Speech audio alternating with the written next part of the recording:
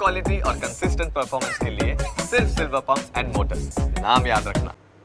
આપણે બધા જ ફરવાના શોખીન છીએ અને આપણે જ્યારે ફરવા માટે જતા હોય છે ત્યારે બધું જ ચેક કરીને જતા હોઈએ છીએ, બુકિંગ કરીને આપણે જતા હોઈએ છીએ, પણ ઘણીવાર ફ્રોડના કિસ્સાઓ એમાં પણ સામે આવતા હોય છે। આપણે કદાચ જે તે જગ્યાએ પહોંચીએ ત્યારે આપણને એ વાતનો ખ્યાલ આવે છે કે આપણે જે વેબસાઇટ પરથી બુકિંગ કર્યું હતું એ વેબસાઇટ તો ફ્રોડ નીકળી છે। આવું જ કંઈક ગુજરાતમાં પણ થયું છે। આપણે ગીર સફારીના લોકો ખૂબ શોખીન હોય છે, એની મજા માણવા માટે લોકો જતા હોય છે, પરંતુ અનેક એવા કિસ્સાઓ સામે આવ્યા છે કે જેમાં વેબસાઇટ ઉપર જ્યારે બુકિંગ કરવામાં આવે છે ત્યારે બુકિંગ થઈ જાય છે, પરંતુ જ્યારે એ સફારીમાં જઈને જ્યારે બતાવવામાં આવે છે, પોતાનું બુકિંગ બતાવવામાં આવે છે ત્યારે એ એક્સેપ્ટ નથી થતું, કારણ કે ખરેખર બુકિંગ થતું જ નથી। અને એટલા જ માટે આજે ખરેખર એ સમજવાની જરૂર છે કે વેબસાઇટ ઘણી બધી છે, પરંતુ આપણે કઈ વેબસાઇટના માધ્યમથી આપણે બુકિંગ કરવાનું છે, કારણ કે જ્યારે આપણે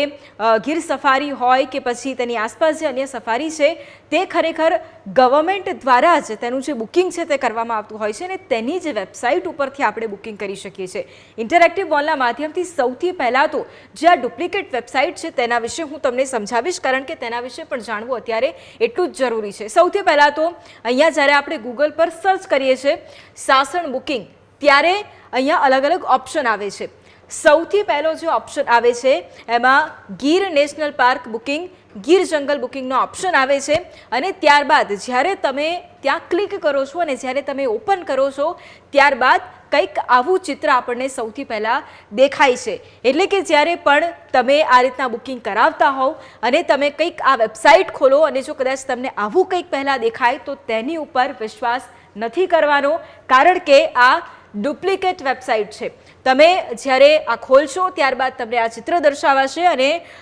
ગીર જંગલ સફારી અહીંયા તમને ઓપ્શન પણ આપવામાં આવ્યો છે બુક નાવનો, એટલે તમે અહીંયાથી બુક પણ કરી શકશો। આ ઓપ્શન તમને આપવામાં આવ્યો છે। ઘણીવાર આપણે છેતરાઈ જતા હોય છે આ જ બધામાં, એટલે આ વાતનું ધ્યાન રાખવું પડશે। હવે ડુપ્લિકેટની આ વાત મેં કરી, પરંતુ હવે હું ઓરિજિનલની તમને વાત એટલા માટે કરું કારણ કે જ્યારે ઓરિજિનલ જે વેબસાઇટ હોય છે જેની ઉપર આપણે બુકિંગ કરતા હોઈએ છીએ ત્યારે જે સૌથી ઇમ્પોર્ટન્ટ બાબત આવી જાય છે તે એ છે કે પાછળ જે ડોમેઇન આપણે જોતા હોય છે તે .gov આપણને લખેલું દેખાય છે, ત્યારે આપણે સમજવાનું છે કે આ ગવર્મેન્ટની વેબસાઇટ છે, જે ઓરિજિનલ વેબસાઇટ છે કે જ્યાં આપણે સાસણગીર સફારીની મજા માણવા માટે જતા હોય છે ત્યારે જે ઓરિજિનલ જે વેબસાઇટ છે તે આ વેબસાઇટ છે, જેમાં girland.gujarat.gov.in આ ઓરિજિનલ વેબસાઇટ છે કે જ્યાં તમે બુકિંગ કરી શકો છો અને ત્યાં તમને અલગ અલગ પ્રકારના જે ઓપ્શન્સ છે તે અવેલેબલ આવ્યા છે। એટલે કે આ જે પિક્ચર છે ખાસ જોઈ લેજો, કારણ કે આ એ ઓથેન્ટિક વેબસાઇટ છે, ગુજરાત ગવર્મેન્ટની આ વેબસાઇટ છે કે જેની ઉપર જઈને આપણે બધા જ બુકિંગ કરી શકીએ છીએ। એટલે કે ફ્રોડ નહીં પરંતુ ઓથેન્ટિક વેબસાઇટમાં જઈને આપણે બુકિંગ કરીએ। હવે જ્યારે તમે બુકિંગ કરો છો ત્યારે એ વેબસાઇટ પર તમે જાઓ છો અને વેબસાઇટ જ્યારે તમે ખોલો છો તો તમને કંઈક આ પ્રકારનું દેખાશે, જેમાં તમને અલગ અલગ ગીર જંગલ સફારીનો ઓપ્શન આપવામાં આવશે, દેવળિયા પાર્ક તેની સફારીના આપણને ઓપ્શન આપવામાં આવશે, એટલે અલગ અલગ તમને ઓપ્શન્સ આપવામાં આવશે અને આ પ્રકારનું કોઈક ચિત્ર છે તે તમને જોવા મળશે જ્યારે તમે એ વેબસાઇટ ઓપન કરો છો ત્યારે। એટલે જે ડુપ્લિકેટ વેબસાઇટ્સ હોય છે અને જે ઓથેન્ટિક જે ગવર્મેન્ટની ઓરિજિનલ વેબસાઇટ હોય છે તેનો આ ડિફરન્સ છે। લાસ્ટમાં એક વાત કહી દઉં કે જે ઓરિજિનલ જે ઓથેન્ટિક ગવર્મેન્ટ વેબસાઇટ્સ હોય છે તેની અંદર જે ડોમેન હોય છે .gov, આ ખાસ યાદ રાખજો। અને જે ગવર્મેન્ટ સિવાયની જે વેબસાઇટ હોય છે જે ગવર્મેન્ટ દ્વારા નથી ચલાવવામાં આવતી તેમાં .com આપણને પાછળ જોવા મળે છે। એટલે જ્યારે પણ આપણે પોતે